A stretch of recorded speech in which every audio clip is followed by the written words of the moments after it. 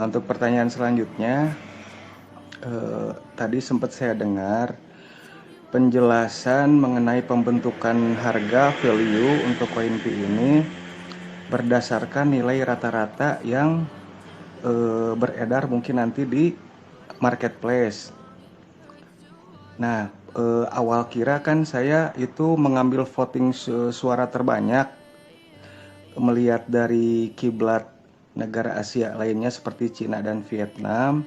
Mereka menggaungkan 314.159 gitu, kirain nanti diambil voting terbanyak. Nah, apakah itu benar atau yang tadi akumulasi terus berdasarkan nilai rata-rata dari tiap transaksi itu?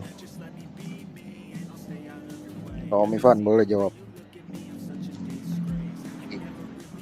Saya, oke siap. Jadi gini Om, kalau dari itu kan tadi sudah dijelaskan di awal sama Om Agung bahwa yang menjadi underlying dari Project P sendiri ini adalah di ekosistem. Nah, yang akan membentuk harga itu adalah di ekosistem juga. Artinya di sini bukan berarti bahwa dalam tanda petik hasil dari pemungutan suara gitu.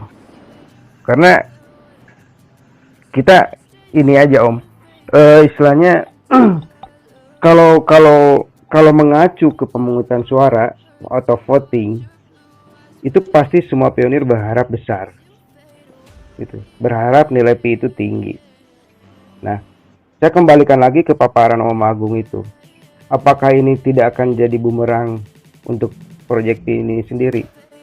Bagaimana nanti dampaknya ke para investor yang ingin membeli koin dengan nilai awal yang sangat tinggi gitu. Apakah sekuat mana para vendor untuk memasang menargetkan harga di angka sekian gitu. Saya ambil contoh sederhana beginilah. Anggap aja kita ambil GCF Global Consensus yang tadi bilang 314.000 sekian dolar. Berarti kalau saya bulatkan anggap di 4M. Nah, kalau seorang vendor mobil Pajero menjual mobilnya itu, berarti anggap aja nilai Pajero itu 1M. Berarti satu mobil Pajero itu hanya 0,025. Nah, apakah siap vendor itu dengan risiko seperti itu? Siap nggak vendor? Sementara nilai P-nya ini sendiri belum ada ketetapan, gitu. Kemudian siap nggak dari ketersediaan barangnya? Jangan sampai tadi yang disampaikan Om Di juga, jangan-jangan hanya sekali dia punya stok 10 mobil, sehari sudah ludes. Nah, apakah itu yang diharapkan Nicholas gitu? Kan yang diharapkan ini proyek ini berlangsung berkesinambungan panjang gitu kan. Nah, jadi kenapa diambil dari konsensus, bukan konsensus ya, saya agak ini kalau bahas konsensus, diambil dari nilai kesepakatan yang terjadi di ekosistem, di utility.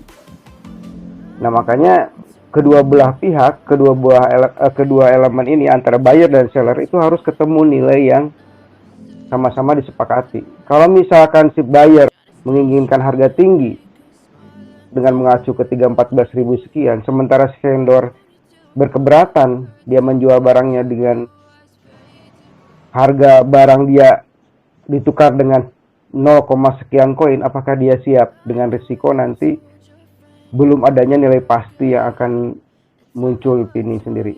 Nah, otomatis nih di sini sama-sama saling nahan. Kalau sudah saling nahan, transaksi tidak akan terjadi. Tidak ada kesepakatan situ, ekosistem tidak berjalan, enclose tidak ada kematangan situ. Akan ketemu. Jadi ya itulah yang disampaikan Om Agung tadi, pemahamannya memang harus dari segala sisi Om, gitu. Bukannya kita tidak ingin ini bernilai, tapi butuh proses. Gitu. Untuk mencapai ke situ memang butuh proses. Dan kita juga perlu melihat konsep di network ini tuh apa sih gitu, jangkauannya sampai kemana sih, arahannya sejauh apa gitu. Itu juga harus dipikirkan gitu. Itu Om, sedikit dari saya paling. Gini maksudnya, boleh saya potong dulu, Bos, sebentar. Halo. Silakan. Ah, jadi maksud saya juga begini, bukan dari hanya konsensus tapi tidak ada pergerakan nyata di market. Maksud saya begini, di luaran sana negara Asia lainnya seperti Cina dan Vietnam menggaungkan itu dengan senyata-nyatanya. Contoh, misalnya beli properti atau mobil dengan harga 314.000, si vendor tersebut deal bersedia dimasukkan ke marketplace dengan nilai mobil tersebut misalnya 0, sekian, 0,25 kah, 0 berapa. Nah, si vendor udah sepakat, utilitas terjadi. Nah, gitu. Apakah setelah itu nilai terbentuk dari bukan konsensus hanya di data ya, siapa yang ini sekian 300, tapi udah jadi barter nyata di marketplace.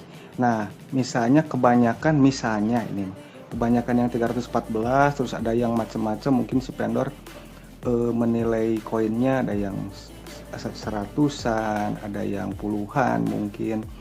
Nah, apakah itu jadi nilai rata-rata nanti? Apakah yang terbanyak gitu dari transaksi nyata si vendor itu? Misalnya ada vendor yang banyak yang bersedia menilai pi dengan harga 314 sekian gitu misalnya. Nah, itu maksudnya. Ya itu Om, tadi sudah sedikit saya singgung. Itu kembali ke masalah keberlangsungan dari vendor itu sendiri dan keberlangsungan dari proyek gitu. Apakah proyek ini hanya mengandalkan ekosistem selamanya? Kan mungkin tidak. Nantinya mungkin kedepannya akan listing di exchange. Dan itu mengharapkan orang-orang di luar ekosistem itu masuk ke dalam proyek. Nah, apakah Nicholas yakin sudah memperhitungkan ke arah sana, Om? Gitu. Apakah di network ini apakah di network ini sanggup bertahan hanya mengandalkan ekosistem yang ada sekarang? Menurut saya itu tidak, pasti nantinya akan ke luar ekosistem. Gitu. Dan kalaupun misalkan seperti yang Mas tadi bilang bahwa di luar misalkan ada terjadi, tolong dipastikan apakah itu sudah terjadi di transaksi atau tidak. Kita kembali ke Indonesia aja dulu. Kalau misalkan mau mengikuti ke situ, kita tanyakan ke vendor-vendor apakah siap dengan nilai segitu. Gitu. Itu Om. Iya. Mungkin vendor Indonesia bisa saja mungkin tidak sepakat dengan harga segitu. Nah, maksud saya setelah ada di negara lain yang siap barter dengan barang mereka dengan konsensus sekian, meskipun di Indonesia tidak setuju, kan itu hak sah-sah saja menurut white paper dan roadmap-nya. Nilai ditentukan si vendor. Nah, jika terjadi persentase besar-besaran di angka 3114 misalnya, nah itu apa yang kemungkinan akan terjadi untuk mengenai itu, nanti pas listing di open mainnet umpamanya ini? Sebetulnya pembahasan ini bisa melebar ke perhitungan di total supply gitu kan. Dengan total supply 100 miliar itu apakah mungkin nilai satu koin Pi itu segitu gitu Om. Itu nanti kebijakannya tetap ada di pihak core team gitu. Oh, berarti nilai konsensus ini yang memperjuangkan segitu, jika tidak masuk ke ketersediaan sama supply apa itu koinnya, kemungkinan akan gugur nilai itu gitu. Meskipun banyak nanti yang vendor yang benar-benar misalnya bersedia dengan harga segitu. Jadi gimana ya? Saya agak susah juga menjelaskannya. Mungkin saya coba bantu Mas Ivan. Oke, silakan. Jadi maaf Pak Hasiraman, apa yang Bapak sampaikan ini memang bahasanya bahasa asumsi, jadi anggapan seandainya marketplace di sana bisa buka harga kurang lebih 314159. Terus semua nanti kembali realnya ketika enclose kerannya dibuka nanti seperti apa akan kita lihat bersama. Kita analogikan sederhana aja.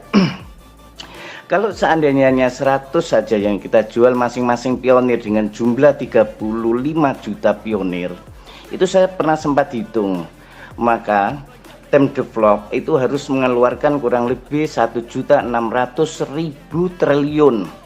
Itu catatan satu pionir hanya menjual 100 pi, padahal banyak ribuan bahkan puluhan ribu yang nantinya akan bermigrasi masing-masing pionir. Kalau kita kembali lagi, orang terkaya nomor 1 di dunia Pak Elon Musk itu hartanya hanya 3.200 triliun, bahkan APBN Amerika itu hanya 83.000 triliun. Sedangkan di sini Pak Nicholas harus siapkan dana 1.600.000 triliun. Ini yang agak sedikit kalau secara logika gitu agak sedikit ini nggih, agak kurang nyambung gitu loh Pak Harisamal. Jadi akhirnya kembali lagi bagaimana bisa proyek ini terarah dan terukur nantinya gitu loh. Kalau bahas nilai itu memang ini nggih, jadi bahasan yang menarik juga, namun kembali lagi kita tidak bisa berandai dan berasumsi. Kita akan lihat bersama nanti ketika enclose seperti apa, seperti di Cina digaungkan nilai demikian, pada akhirnya nanti di marketplace-nya seperti apa kita akan coba lihat bersama-sama. Jadi kita coba berpikir real dulu aja nantinya Pak Harisimah. Kiranya seperti itu ya Pak? Iya. Rekan-rekan yang mau bertanya, mau sumbang saran mungkin untuk kami PCM agar ke depan selalu bisa lebih baik.